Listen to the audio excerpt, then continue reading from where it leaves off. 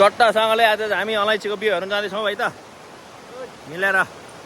यो चाहिँ हाम्रो ओयाम खोला र यो झोर्लुङ्गे पुल ओयाम खोलाको पुरानो खोला चाहिँ एकदम ठुला र बाढी है। अब यो क्या अरे केटा यो अहिले हामी जाँदै गरेको कहाँ अरे ओयाम खोला पारी तर्दैछौँ 2 नम्बरबाट। पारी चाहिँ उकालो हिँड्नुपर्ने हुन्छ एकछिनमा हो।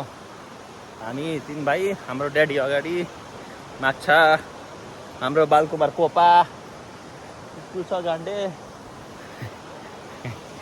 हेरौँ बच्चाहरू नि हो। यो चाहिँ हाम्रो पुरानो पहिलाको रोड नखन्ने हिँड्ने बाटो। सालौँ पछि हामी हिँड्दैछौँ है। पारी यस्तो छ डाँडाकाँडा पहिलाको मध्ये एकदम प्रसिद्ध के अरे हाइवे यो माथि च्याङथाबु बोर्डरसम्म पुग्ने बाटो है। 3 सिमाना सबै यहीबाट हिँड्थ्यो। अहिले चाहिँ अब रोडले गरेर छैन। यतै उकालोमा हिँड्दैछौँ।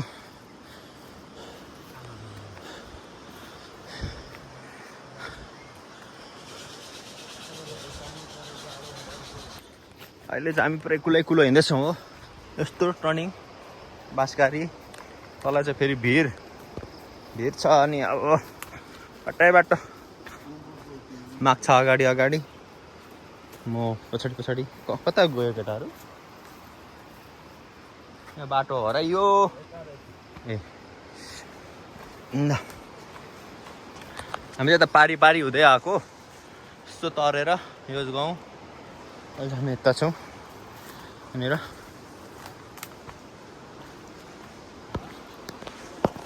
ल उहाँ बाको घरमा चाहिँ अलैँचीको बिउ अन्तिम भेट्यो। हाम्रो बाबा चाहिँ तल हुँदैछ। यता हाम्रो माक्सा चाहिँ गलेर फेरि हो। अब